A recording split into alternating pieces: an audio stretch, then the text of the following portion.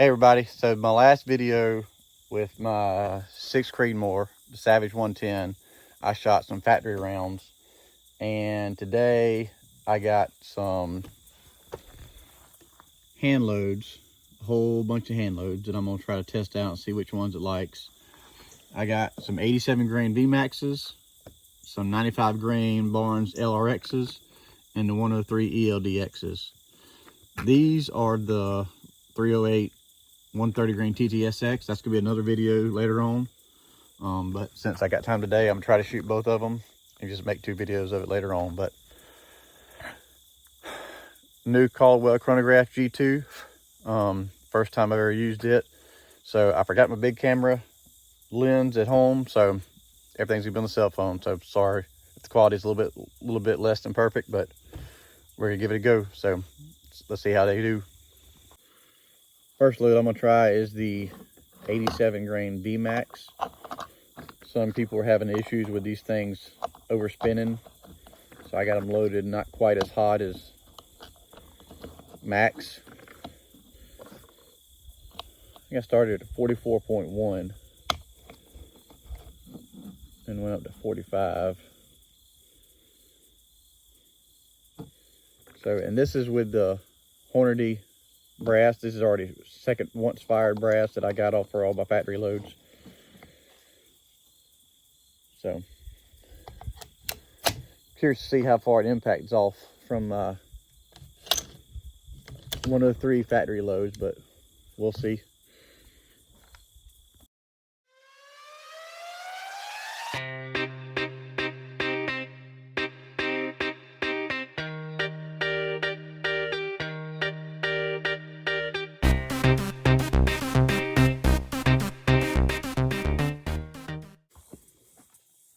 So my 6 Creed barrels cooled off.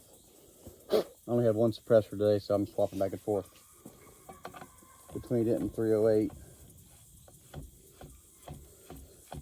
Trying to get as much load development done at the range while I can, so that's why I'm swapping back and forth between rifles instead of just shooting one rifle at a time, trying to get a little bit more accomplished. So this particular, I'm still working on the 87 grain VMAX load. These are going to be in the middle of my charge weight range. Like I said, the velocities so far for it are really good, and the groups are really good. So it's either going to come apart here and the groups will get worse, or maybe they keep getting better. We'll find out.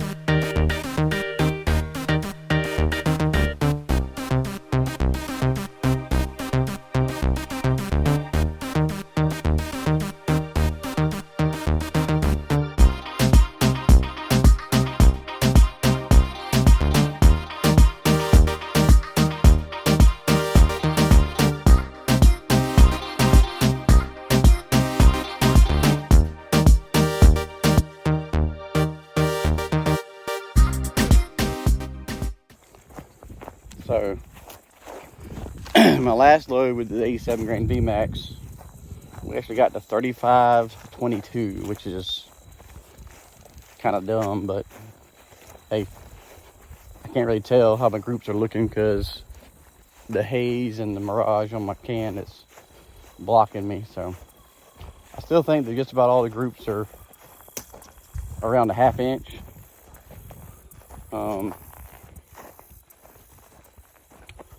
As far as standard deviation and extreme spread, my best group was the first one. It's got an extreme spread of only like 8, and it gets kind of worse from there. The last group, extreme spread, is probably 08 to 22, 12. So yeah, these are some good groups, especially considering the barrel's getting hot. Not as good as I thought, but that was my first group. That was the cold bore. That was the rest of them right there. Second group, third group, fourth group. And I believe I might have spun that last one too fast because there's not another bullet hole in there. There's only 5. So that one might have blew up on me. So definitely need to stay away from, oops, sorry, the highest charge weight. Honestly, I'm probably going to go with the second to highest just to stay a little safe. That does seem to be the best one. I don't know if I pulled it or what happened there with that one, but hey, those are pretty good groups in my opinion, especially for me. Shooting with a hot barrel, can't ask for any better. So later on, I'm gonna do the rest of those loads. So I got the 95 grain Barnes left and the 103 ELDX. And whenever I finish those, it might be another day, so this video might be a little bit weird. So if I change clothes, you know it's a different day. But at the end of it, I'll go over all of the velocities and the groups again. So stay tuned. So it's not the same day, as you can tell, different shirt. I just got around to going over the results for the 87 grain VMAX. I think I just used the regular CCI 200 primers for large rifle. I think I said too, they were also pre-fired factory rounds. So my lands is 2.2075. So I seeded them 20 thousandths off. So the total length was, to the ogive was 2.1825. Also, I know at the end I said I could go with the second highest, but after looking at running the numbers, so my lowest charge weight had an average velocity of 33.78 and a standard deviation of 6. And I'm gonna try to put up a picture of the target somewhere there, maybe we'll try. And that was the lower left group. The second group had a average velocity of 34.35 and a standard deviation of 13, and that's the lower right group. The middle charge had 34.42 with a standard deviation of 21.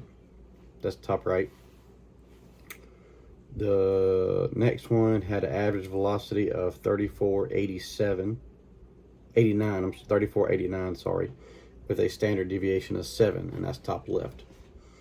And then the last one, which is the one that had the bullet delaminate on me, had a average velocity of 35.14 and a standard deviation of 5. So going back to looking at the group sizes and standard deviation, I'm probably going to go with the lowest charge weight. And I will tell you, I was using IMR 4350. I'm not going to give you the exact grain weight to what I used. It's in your manual. All in all, I really like it's a really accurate charge, or it's a really accurate group and bullet. So I'm gonna keep using it I'm gonna load up a bunch of them, or however many I got left.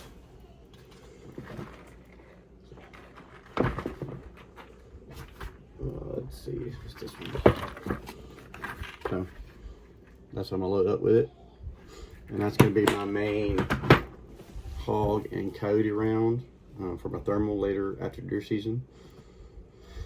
So thanks for watching. Appreciate everybody. Like and subscribe for more. Still in the future, hopefully by next week, I get to shoot the 95 LRX and the 103 ELDX.